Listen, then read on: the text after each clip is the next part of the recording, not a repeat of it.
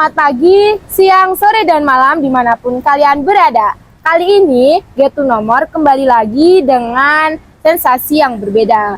Kali ini aku akan berbincang-bincang mengenai PKL dengan narasumber kita yang paling keren. Sebelumnya, kakak boleh perkenalan dulu ya. Oh ya, terima kasih.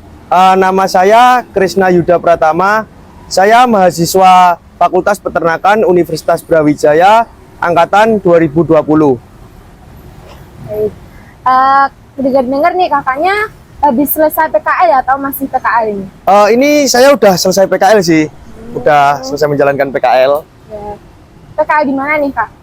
Kebetulan saya kemarin itu PKL di PT Japfa Comfit Indonesia, Unit Sale, Kabupaten Rembang, Jawa Tengah. Wah, kakaknya di Java nih, keren banget gak sih?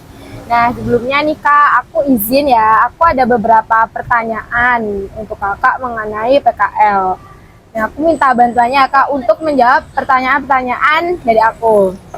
Langsung aja ya Kak. Iya. Ini yang pertama, apa aja sih praktek yang dilakukan dari pengalaman PKL kakak?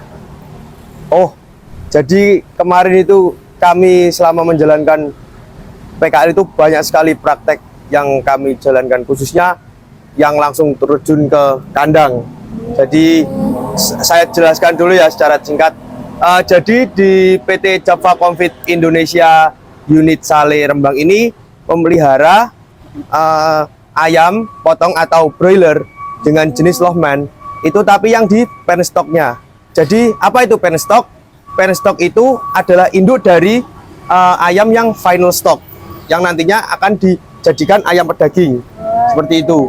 Lalu untuk praktek ke lapangannya langsung itu banyak sekali.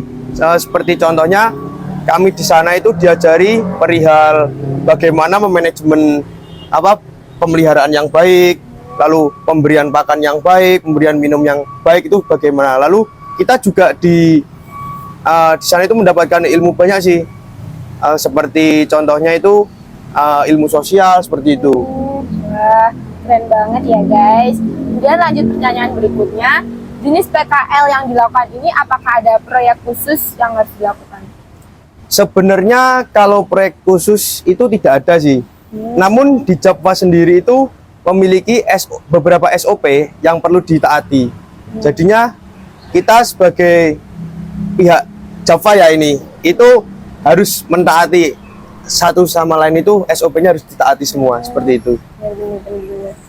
Ya, yang selanjutnya, kenapa sih Kak di Vapet itu harus ikut PKL? Oh gini ya, sebenarnya kan PKL ini kan praktik kerja lapang. Nah, praktik kerja lapang sendiri ini kan juga nantinya membuat mahasiswa itu memiliki pengalaman agar nantinya siap untuk terjun langsung ke dunia kerja. Nah, PKL sendiri itu kok kenapa di Vapet harus ya? Itu salah satu syarat kelulusan juga. Dan saya kebetulan kan sudah semester 7 ini. Jadi kan udah saatnya dong itu buat persiapan kerja langsung seperti itu. Oh iya ya. Kira-kira ini di Japfa itu kayak kerja magang gitu, dibayar apa enggak gitu? Gimana Kak? Oh, kalau itu privasi sih sebenarnya. Seperti itu ya. Oke. Maaf ya Kak. Iya. Lanjut ke pertanyaan selanjutnya aja. Untuk hubungan antara kelompok PKL kakak dengan tempat PKL itu bagaimana? Oh, jadi hubungan kami, saya dan kelompok saya dengan istilah farm manager, lalu ada supervisor, lalu ada operator kandang, dan seluruh lini yang ada di PT Japfa ini sendiri baik. Mereka menyambut kami dari awal kedatangan kami itu dengan baik juga. Lalu dari pihak HRD, supervisor, dan farm manajernya itu juga baik sekali. Mereka juga mengayomi kita dalam menyelesaikan PKL ini, memberikan apa yang kita butuhkan, data apa aja yang kita butuhkan di situ, kita difasilitasi, kita disupport dengan baik, dan kita juga kemarin selesai juga ujian dengan baik seperti itu. Alhamdulillah, seru banget deh kayaknya. Kemudian lanjut ke pertanyaan berikutnya, tantangan terbesar selama PKL. Sebenarnya tantangan terbesar yang kami hadapi selama PKL itu nggak ada sih. Jadi kami satu kelompok itu menjalani PKL dengan enjoy, senang, gembira, dengan rasa lapang dada. Jadi ya udah kita jalanin aja terus. Jadinya nggak ada tantangan terbesar. Tapi mungkin kayak tantangan terbesar itu bersifat emergensi. Jadi suatu ketika ada permasalahan di kandang. Nah, kita sebagai istilahnya kita kan dididik sebagai supervisor kan, calon supervisor. Nah, itu harus siap siaga 24 jam. Nah, di situ kami yang istilah tantangan terbesar kami. Jadi harus siap siaga 24 jam. Ketika ada emergensi, kita harus turun lapangan langsung. Seperti itu. Iya. Tapi dari pihak tempat PKL itu kan juga membantu gitu kan, Kak? Gimana? Iya, jadi dari pihak Java pun itu juga mementoring kami bagaimana caranya mengatasi permasalahan A, permasalahan B, permasalahan C. Itu dirincikan semua. Kami diberi ilmu, kita difasilitasi seperti itu. Oh, oke. Kemudian hal yang paling menarik selama PKL itu apa aja? Hal yang paling menarik ya. Untuk hal yang paling menarik itu di situ kami menemukan hal yang tidak kami temukan di perkuliahan. Seperti contohnya kita ketemu operator kandang, kita bertemu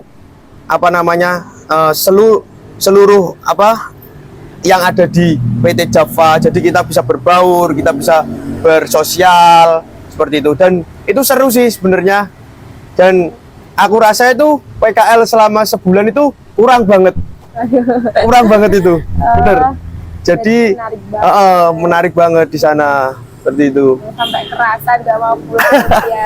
Iya, seperti itu. Ya, baik, untuk pertanyaan selanjutnya, konteks kesejahteraan hewan di tempat kakak PKL ini sudah dilakukan dengan baik atau belum?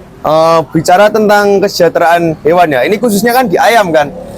PT Java Confit Indonesia ini kan yang tempat saya PKL ini kan komoditasnya broiler.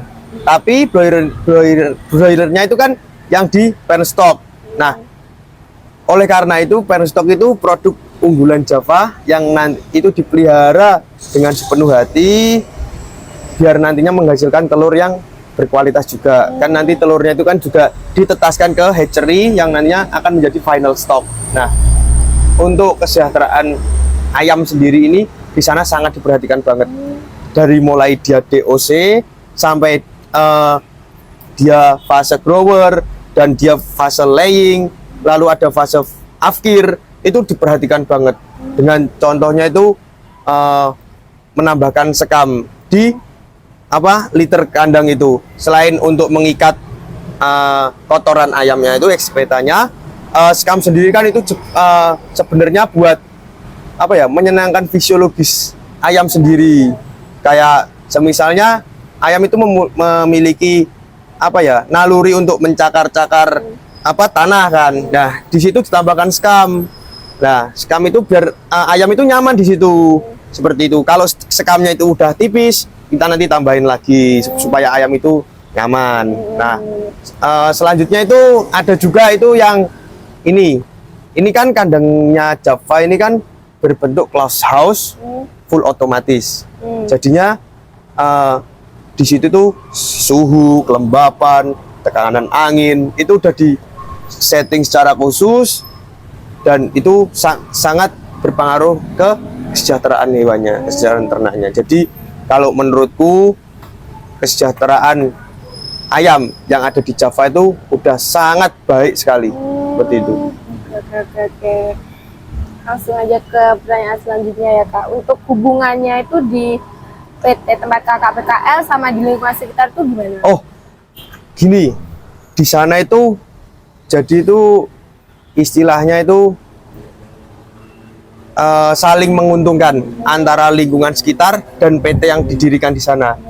Yang pertama, jadi beberapa warga di sana yang memiliki kendaraan seperti truk, seperti itu kan, truk itu dijadikan alat transportasi sebagai transportasi pakannya Java. Jadi mereka yang punya truk itu bekerja sama dengan Java yang nantinya truk itu digunakan untuk transportasi pakan yang akan didistribusikan ke Java.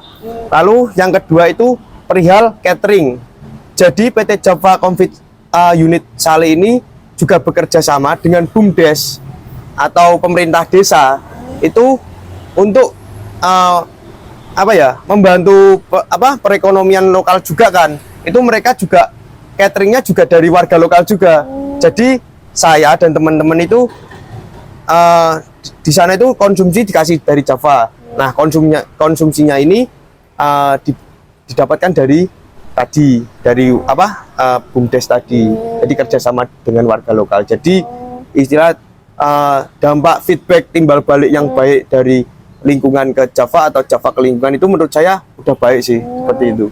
Berarti kayak ada timbal baliknya saling menguntungkan. Betul sekali. Nih untuk pertanyaan terakhir, harapan untuk PKL kedepannya di bidang peternakan. Jadi harapan saya pribadi untuk PKL tahun depan ya, itu di Fapet UB khususnya itu lebih banyak lagi lah perusahaan-perusahaan yang nantinya akan direkomendasikan untuk dijadikan tempat praktek kerja lapang, sehingga sehingga praktek kerja lapang yang berjalan di tahun depan itu semakin banyak relasinya. Jadi feedback yang diberikan oleh perusahaan ke UB atau UB ke perusahaan itu bisa lebih banyak, dan relasi di dunia peternakan kedepannya itu semoga semakin banyak sekali. Dan yang terakhir itu kan pengaplikasian di dunia peternakan kedepannya. Ya harapan saya kedepannya itu banyak peternak-peternak muda ataupun milenial, istilahnya peternak milenial yang mengaplikasikan teknologi-teknologi modern di bidang peternakan ini pada kandangnya, sehingga komoditas